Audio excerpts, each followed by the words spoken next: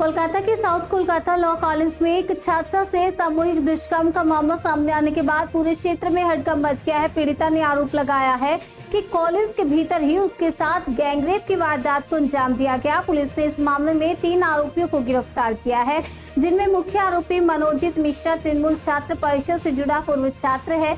बाकी 2 आरोपी कॉलेज के मौजूदा छात्र बताए जा रहे हैं। पीड़िता का मेडिकल परीक्षण चित्तरंजन नेशनल मेडिकल कॉलेज में कराया गया। साथ ही घटना स्थल से साक्ष्य जुटाने के लिए फॉरेंसिक टीम भेजी गई है। इस घटना को लेकर राज्य की कानून व्यवस्था एक बार फिर सवालों के घेरे में है। राष्ट्रीय महिला आयोग ने मामले का संज्ञान लेते हुए पश्चिम बंगाल पुलिस से 72 घंटे के भीतर रिपोर्ट मांगी है। घटना के बाद कॉलेज परिसर में तनाव का माहौल है और छात्र संगठनों में नाराजगी देखी जा रही है।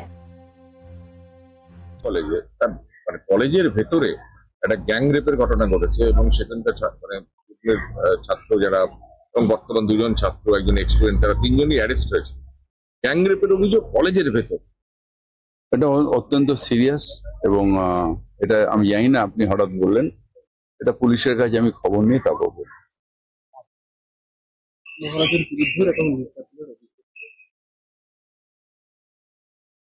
সাউথ কলকাতা ল কলেজকে কেন্দ্র করে দীর্ঘদিন ধরেই তৃণমূল ক্রাইম সিন্ডিকেট চালিয়ে এসেছে। একটা অপরাধ চক্র ক্যাম্পাসের ভেতর কাজ করছে দিনের পর দিন।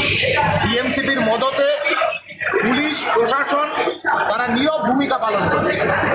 আরজি করের ঘটনা আমরা দেখেছি, চোখে আঙুল দিয়ে দেখিয়ে দিয়েছে যে এই রাজ্যের কোনো ক্যাম্পাসে ছাত্রীরা সুরক্ষিত নয়, নিরাপত্তাহীনতায় ভুগছে ছাত্রীরা। আমরা বারবার বলেছিলাম একই ঘটনা, গণধর্ষণের ঘটনা সাউথ কলকাতা ল কলেজের ক্যাম্পাসের ভেতরে।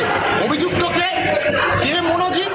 এই মনোজিৎ সেই টিএমসিপি নেতা যার নামে গত 10 বছরে অন্তত পক্ষে 20টা 30টা দুর্নীতির অভিযোগ, রেপ থ্রেট দেওয়ার অভিযোগ, শ্লীলতাহানির অভিযোগ। কসবা থানা জানতো না? কেন ব্যবস্থা নেওয়া হয়নি? এই ধরনের একজন ক্রিমিনাল সে কেন ক্যাম্পাসের ভেতর থাকবে? ক্যাম্পাসটা পড়াশোনার জায়গা নাকি ক্রিমিনালদের আতুরঘর তৈরি করবার জায়গা? তৃণমূল নিজের সুবিধার জন্য, ক্যাম্পাস দখল রাখবার জন্য এই ধরনের মনোজিতের মতন এই ধরনের ক্রিমিনালদের তাদেরকে পুষেছে ক্যাম্পাসের ভেতরে। 3 জন অভিযুক্ত, তার মধ্যে অন্যতম এই মনোজিৎ, যে দীর্ঘদিনের যার ক্রাইম হিস্ট্রি এই সাউথ ক্যালকাটা ল কলেজের ভেতরে। আমরা ইমিডিয়েট এই জবাব চাই যে প্রশাসন কেন দীর্ঘ 10 বছর ধরে বারংবার যখন সাউথ ক্যালকাটা ল কলেজের একের পর এক দুর্নীতি, একের পর এক শ্লীলতাহানির ঘটনা, একের পর এক মারপিটের ঘটনা, একের পর এক বোমা বন্দুক ইত্যাদি এসব মজুত করাবার ঘটনাতে যে অভিযুক্ত ছিল তাকে কেন এতদিন পর্যন্ত তাকে ছেড়ে রাখা হয়েছিল, যাতে এই ধরনের একটা পরিণতির দিকে ক্যাম্পাসের ভেতরে একজন ছাত্রী তার জীবনের এই ধরনের একটা পরিণতির দিকে যায়, এই জবাব প্রশাসনকে দিতে হবে।